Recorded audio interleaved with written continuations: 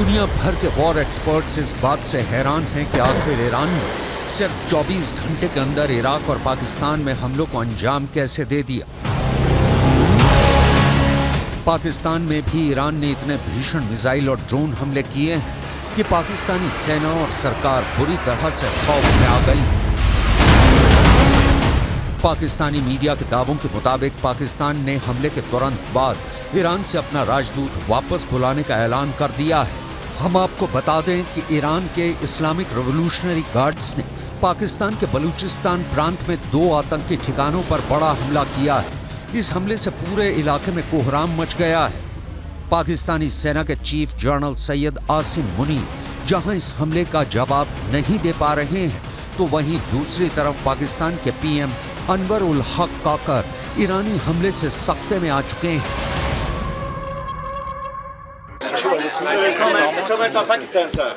بر اساس ماده اجرایی که منشور استنادی که میکنیم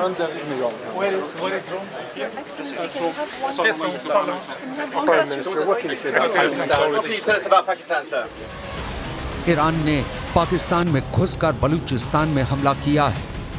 दावा किया जा रहा है कि ईरान ने यह हमला सुन्नी आतंकी समूह जैश अल अदल के 2 ठिकानों पर किया है, जिसकी वजह से भारी तबाही हुई है। कई रिपोर्ट्स में दावा किया गया है कि पाकिस्तान में हुए ईरानी हमले में 100 से ज्यादा लोगों की मौत हुई है। जरा देखिए यह हमला कैसे हुआ। खबरों के मुताबिक ईरान ने पाकिस्तानी आतंकी संगठन जैश अल बदल के 2 ठिकानों पर हमले किए हैं और कल ही ये हमले वहां पर किए गए और ईरान ने इस हमले में ड्रोन और मिसाइलों का इस्तेमाल किया है।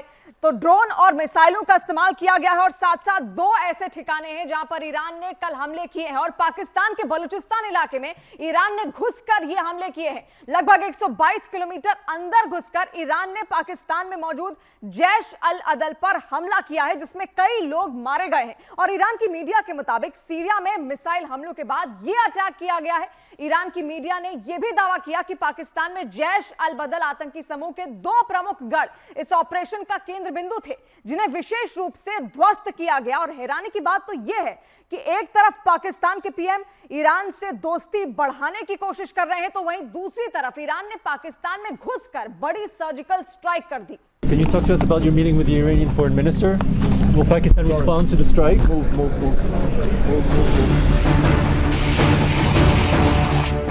पाकिस्तान पर ईरान के एयर स्ट्राइक के बीच एक बड़ी खबर आई है। ईरान के हमले से ठीक पहले पाकिस्तान के केयरटेकर प्रधानमंत्री अनवर उल हक काकर की मुलाकात ईरान के विदेश मंत्री हुसैन अमीर अब्दुल्लाहियन से हुई थी। पाकिस्तान हैरान है, आखिर ईरान ने पाकिस्तान में घुसकर यह हमला क्यों किया है। हम आपको बता दें कि पाकिस्तान के प्रधानमंत्री अनवर उल हक काकर की मुलाकात ईरान के विदेश मंत्री हुसैन अमीर अब्दुल्लाहियन स्विट्जरलैंड के दावोस में हुई थी।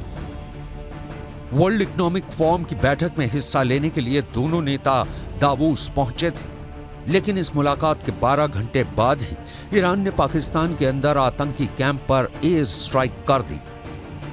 सवाल उठ रहे हैं कि जब ईरान और पाकिस्तान संबंध सुधारने को लेकर एक दूसरे से बातचीत कर रहे हैं, ऐसे हालात में ईरान ने पाकिस्तान में 122 किलोमीटर अंदर घुसकर हमला क्यों किया।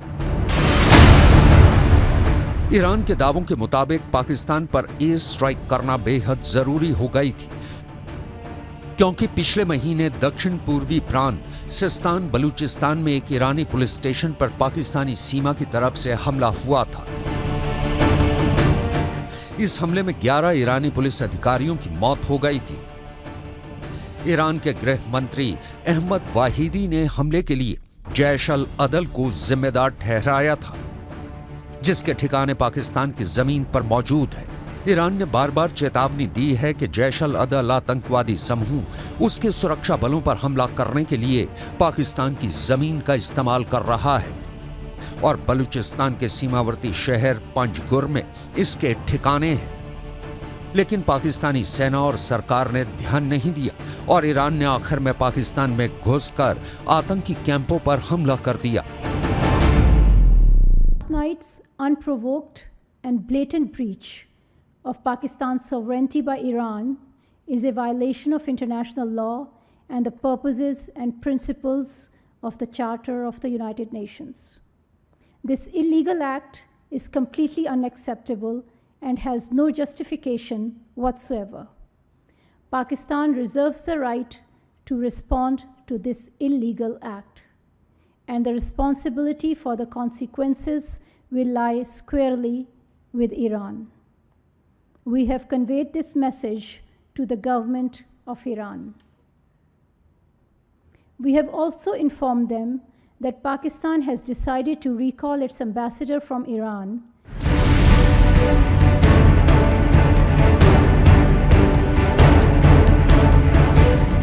पाकिस्तान ने बलूचिस्तान प्रांत में एक सुन्नी आतंकी संगठन से जुड़े ठिकानों को निशाना बनाकर हवाई हमले किए जाने पर ईरान पर गंभीर परिणाम भुगतने की चेतावनी दी है। पाकिस्तान ने अपने हवाई क्षेत्र के उल्लंघन की कड़ी निंदा करते हुए ईरान के प्रभारी राजदूत को विदेश मंत्रालय में तलब किया है। खबर है कि पाकिस्तान ईरान से अपने राजदूत को वापस बुला लेगा। हम आपको बता दें कि ईरान और पाकिस्तान 959 किलोमीटर बॉर्डर शेयर करते हैं। ज्यादातर हिस्सा सिस्तान बलूचिस्तान का है।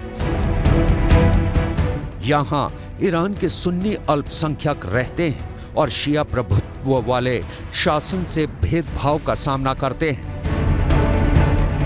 ईरान का यह हमला न सिर्फ पाकिस्तान को चौंका गया है, बल्कि ईरान, सीरिया और पाकिस्तान में पिछले 24 घंटे के अंदर ईरान ने अपने सभी दुश्मनों से बदले लेकर पूरे इलाके में जंग को और भड़का दिया है।